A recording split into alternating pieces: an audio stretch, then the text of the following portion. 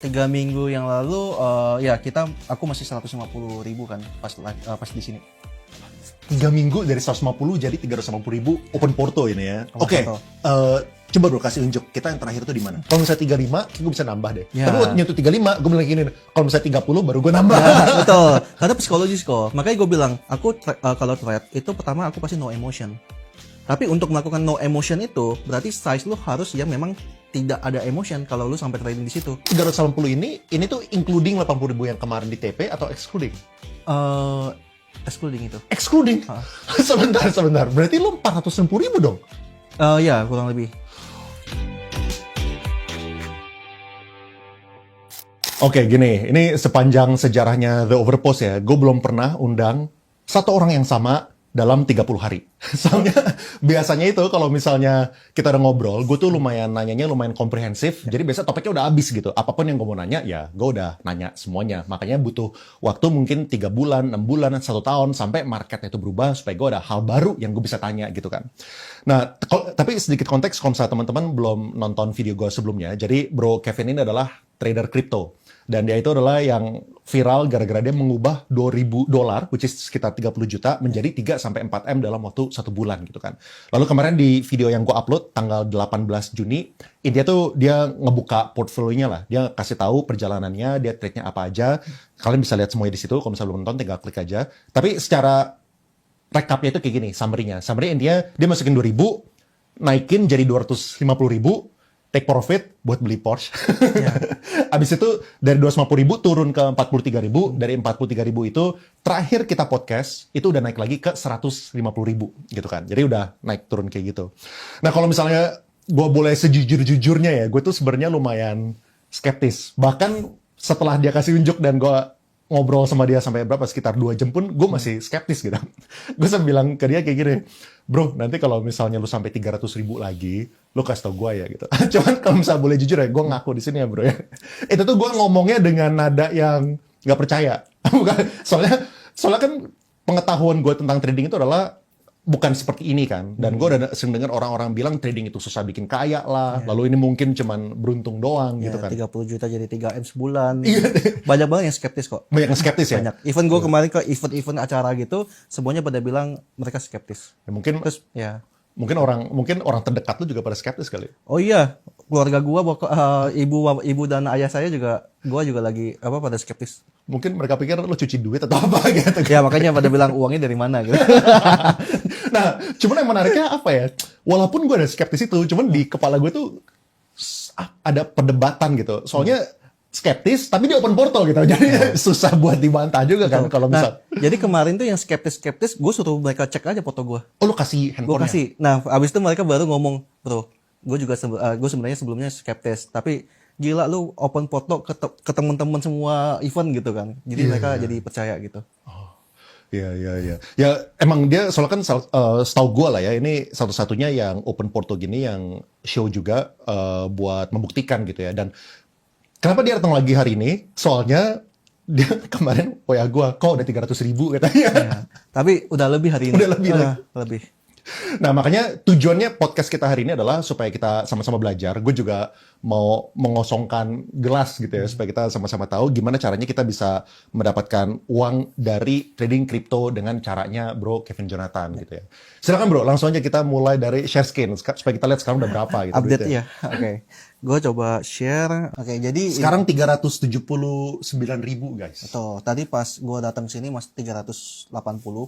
Cuman mungkin karena lagi di jalan tadi atau gimana, mungkin lagi koreksi atau apa. Tapi Lu masih ada open position berarti di sini? sisa 2. Jadi gue tadi sebelum gue datang ke sini, gue udah take profit, gue share ke community juga take profit gitu.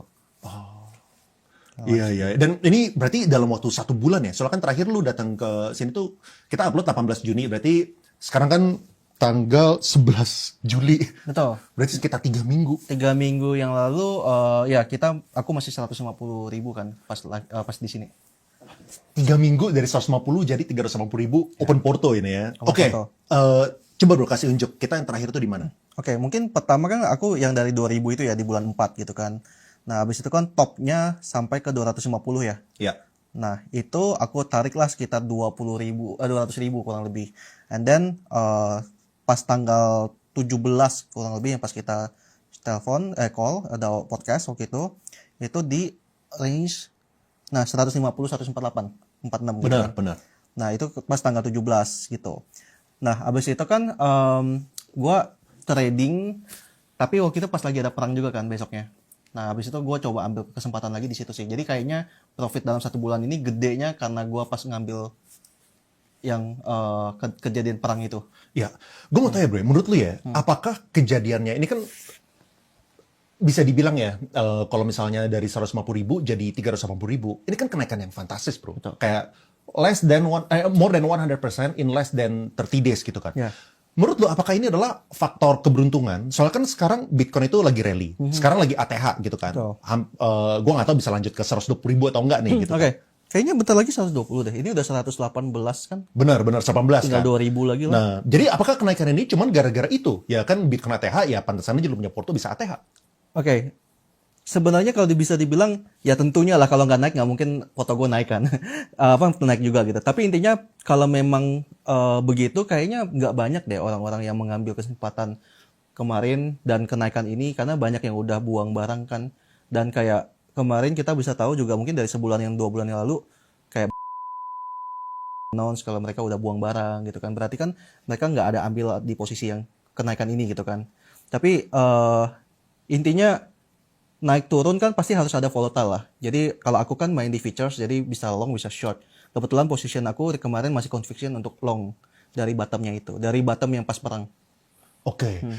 Terus apakah ya misalnya nih kayak waktu perang dan sideways itu pasti kan portnya turun dong kalau misalnya kayak gitu. Betul. Kemarin aku juga ambil lagi long, tapi sempat drawdown sampai ke 98 gitu kan, dari 100-an gitu kan, dari 103 kurang lebih aku ke drawdown, tapi waktu itu memang size-nya udah aku ukur. Nah, aku masih boleh toleransi sampai closing daily-nya itu berapa gitu kan, dan nggak boleh turun di bawah 98. Nah, akhirnya besok paginya langsung di atas 100 dia tuh closing, habis itu rally sampai sekarang gitu sih.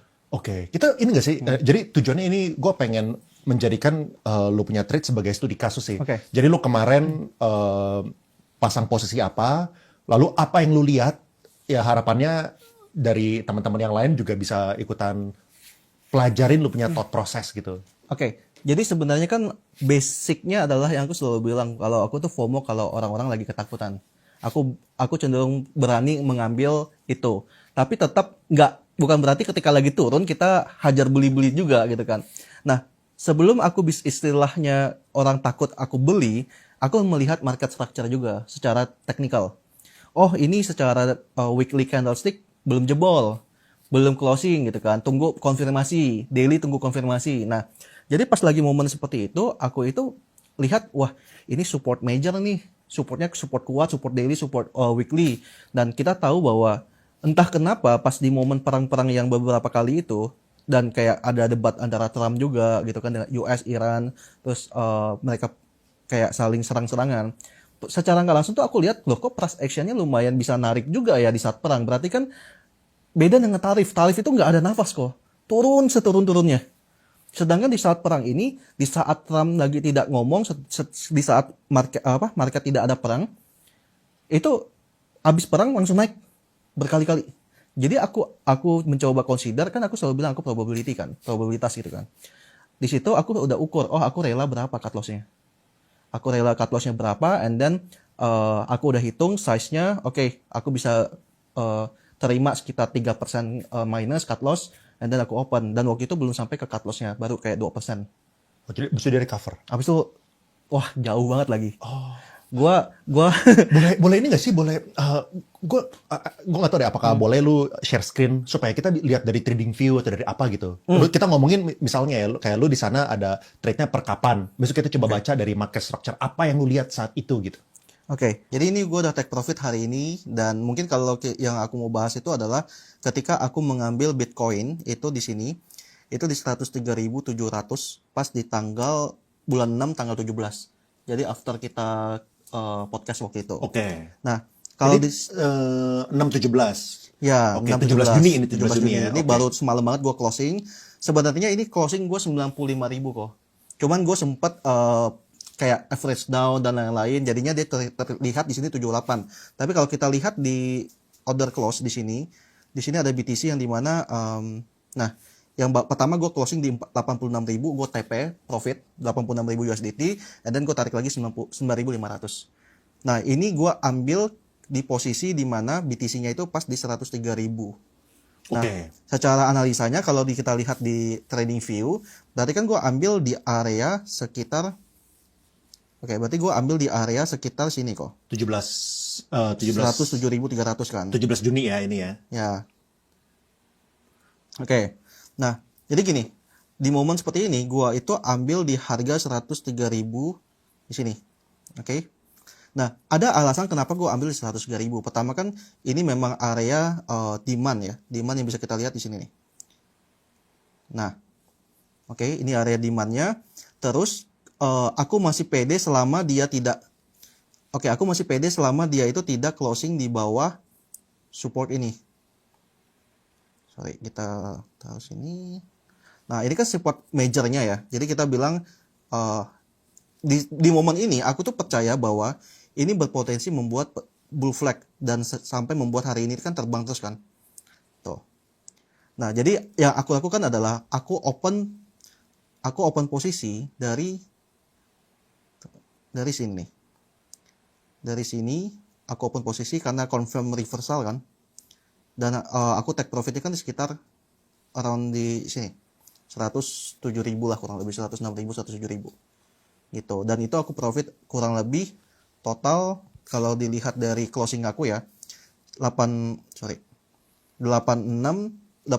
plus 9.500, berarti around kurang lebih 95.000 USDT. Ini gua jujur kurang ingat ya dulu tanggal 17 Juni itu apa yang terjadi. Apakah itu waktu Iran sama Israel itu atau Iran sama US malah. Iran sama US. Gitu, makanya deep banget tuh. Nah,